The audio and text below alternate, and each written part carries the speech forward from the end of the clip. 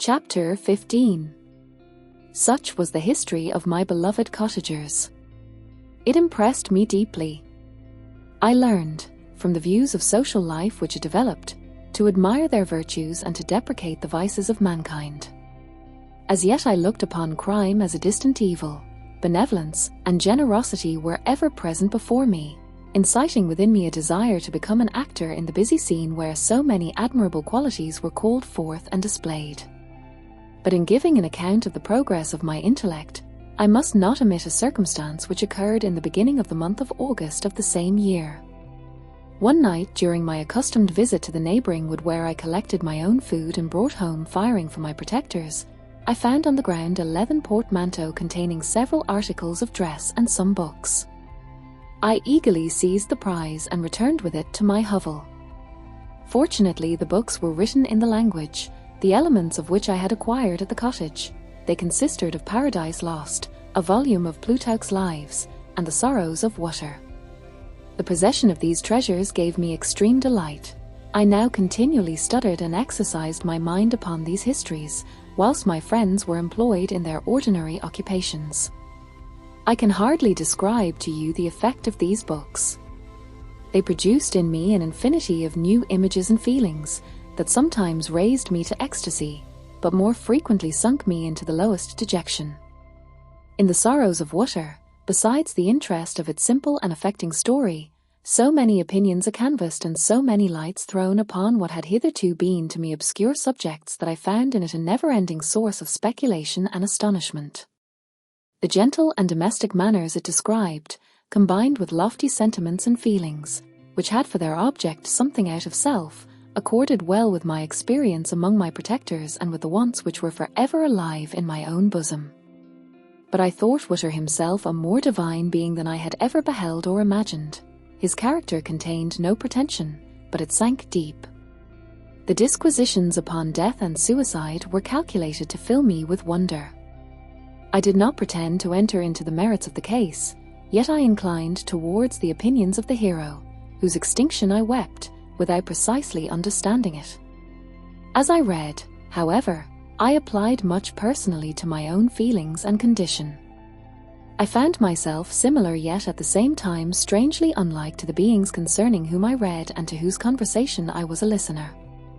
I sympathized with and partly understood them, but I was unformed in mind. I was dependent on none and related to none. The path of my departure was free, and there was none to lament my annihilation. My person was hideous and my stature gigantic. What did this mean? Who was I? What was I? Whence did I come? What was my destination? These questions continually recurred, but I was unable to solve them. The volume of Plutarch's Lives which I possessed contained the histories of the first founders of the ancient republics. This book had a far different effect upon me from the Sorrows of Water. I learned from Water's imagination's despondency and gloom, but Plutarch taught me high thoughts. He elevated me above the wretched sphere of my own reflections, to admire and love the heroes of past ages. Many things I read surpassed my understanding and experience. I had a very confused knowledge of kingdoms, wide extents of country, mighty rivers, and boundless seas. But I was perfectly unacquainted with towns and large assemblages of men. The cottage of my protectors had been the only school in which I had studied human nature, but this book developed new and mightier scenes of action. I read of men concerned in public affairs, governing or massacring their species. I felt the greatest ardour for virtue rise within me, an abhorrence for vice, as far as I understood the signification of those terms, relative as they were, as I applied them, to pleasure and pain alone.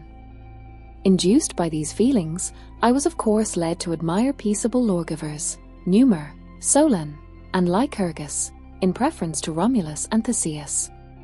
The patriarchal lives of my protectors caused these impressions to take a firm hold on my mind. Perhaps, if my first introduction to humanity had been made by a young soldier, burning for glory and slaughter, I should have been imbued with different sensations.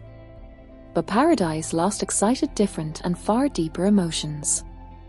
I read it, as I had read the other volumes which had fallen into my hands, as a true history. It moved every feeling of wonder and awe that the picture of an omnipotent God warring with his creatures was capable of exciting. I often referred the several situations, as their similarity struck me, to my own. Like Adam, I was apparently united by no link to any other being in existence, but his state was far different from mine in every other respect. He had come forth from the hands of God a perfect creature, happy and prosperous, guarded by the especial care of his Creator. He was allowed to converse with and acquire knowledge from beings of a superior nature, but I was wretched, helpless, and alone.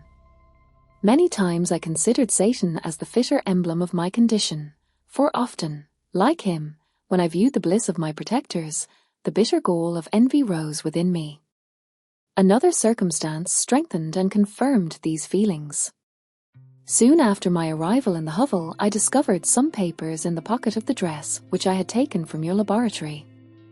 At first I had neglected them, but now that I was able to decipher the characters in which they were written, I began to study them with diligence. It was your journal of the 4 months that preceded my creation. You minutely described in these papers every step you took in the progress of your work. This history was mingled with accounts of domestic occurrences. You doubtless recollect these papers. Here they are. Everything is related in them which bears reference to my accursed origin. The whole detail of that series of disgusting circumstances which produced it is set in view. The minutest description of my odious and loathsome person is given, in language which painted your own horrors and rendered mine indelible. I sickened as I read. Hateful day when I received life! I exclaimed in agony. Accursed Creator! Why did you form a monster so hideous that even you turned from me in disgust? God, in pity, made man beautiful and alluring, after his own image, but my form is a filthy type of yours, more horrid even from the very resemblance. Satan had his companions, fellow devils, to admire and encourage him, but I am solitary and abhorred. These were the reflections of my hours of despondency and solitude, but when I contemplated the virtues of the cottagers, their amiable and benevolent dispositions, I persuaded myself that when they should become acquainted with my admiration of their virtues, they would compassionate me and overlook my personal deformity. Could they turn from their door one, however monstrous, who solicited their compassion and friendship? I resolved, at least, not to despair, but in every way to fit myself for an interview with them which would decide my fate. I postponed this attempt for some months longer, for the importance attached to its success inspired me with a dread lest I should fail. Besides, I found that my understanding improved so much with every day's experience that I was unwilling to commence this undertaking until a few more months should have added to my sagacity. My heart beat quick. This was the hour and moment of trial, which would decide my hopes or realize my fears. The servants were gone to a neighboring fair. All was silent in and around the cottage. It was an excellent opportunity, yet, when I proceeded to execute my plan, my limbs failed me and I sank to the ground. Again I rose, and exerting all the firmness of which I was master, removed the planks which I had placed before my hovel to conceal my retreat. The fresh air revived me, and with renewed determination I approached the door of their cottage. I knocked. "Who is there?" said the old man. "Come in." I entered. "Pardon this intrusion," said I. "I am a traveller in want of a little rest. You would greatly oblige me if you would allow me to remain a few minutes before the fire." "Enter," said de Lacy, "and I will try in what manner I can to relieve your wants. But, unfortunately, my children are from home, and as I am blind, I am afraid I shall find it difficult to procure food for you." "Do not trouble yourself, my kind host. I have food. It is warmth and rest only that I need." I sat down, and a silence ensued. I knew that every minute was precious to me, yet I remained irresolute in what manner to commence the interview, when the old man addressed me. "By your language, stranger, I suppose you are my countryman. Are you French?" "No, but I was educated by a French family and understand that language only.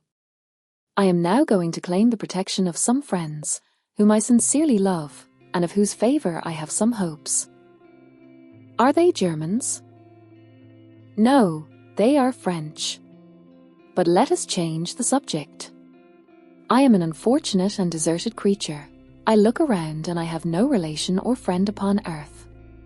These amiable people to whom I go have never seen me and know little of me. I am full of fears, for if I fail there, I am an outcast in the world forever. Do not despair. To be friendless is indeed to be unfortunate, but the hearts of men, when unprejudiced by any obvious self-interest, are full of brotherly love and charity. Rely, therefore, on your hopes, and if these friends are good and amiable, do not despair. They are kind, they are the most excellent creatures in the world, but, unfortunately, they are prejudiced against me. I have good dispositions. My life has been hitherto harmless and in some degree beneficial, but a fatal prejudice clouds their eyes, and where they ought to see a feeling and kind friend, they behold only a detestable monster. That is indeed unfortunate, but if you are really blameless, cannot you undeceive them?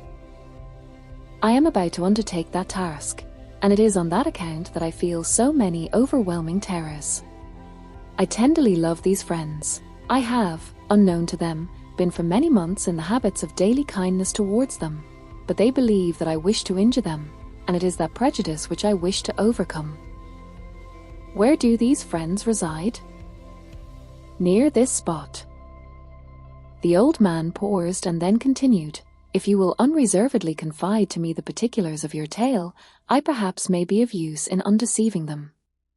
I am blind and cannot judge of your countenance, but there is something in your words which persuades me that you are sincere. I am poor and an exile, but it will afford me true pleasure to be in any way serviceable to a human creature. Excellent man! I thank you and accept your generous offer. You raise me from the dust by this kindness, and I trust that, by your aid, I shall not be driven from the society and sympathy of your fellow creatures. Heaven forbid! Even if you were really criminal, for that can only drive you to desperation, and not instigate you to virtue. I also am unfortunate. I and my family have been condemned, although innocent. Judge, therefore, if I do not feel for your misfortunes. How can I thank you, my best and only benefactor? From your lips first have I heard the voice of kindness directed towards me. I shall be forever grateful, and your present humanity assures me of success with those friends whom I am on the point of meeting. May I know the names and residence of those friends? I paused. This, I thought, was the moment of decision, which was to rob me of or bestow happiness on me forever. I struggled vainly for firmness sufficient to answer him, but the effort destroyed all my remaining strength. I sank on the chair and sobbed aloud. At that moment I heard the steps of my younger protectors. I had not a moment to lose, but seizing the hand of the old man, I cried, "Now is the time. Save and protect me. You and your family are the friends whom I seek. Do not you desert me in the hour of trial." "Great God!" exclaimed the old man. "Who are you?" At that instant the cottage door was opened, and Felix, Safie, and Agatha entered. Who can describe their horror and consternation on beholding me? Agatha fainted, and Safie, unable to attend to her friend, rushed out of the cottage. Felix darted forward, and with supernatural force tore me from his father, to whose knees I clung. In a transport of fury, he dashed me to the ground and struck me violently with a stick. I could have torn him limb from limb, as the lion rends the antelope.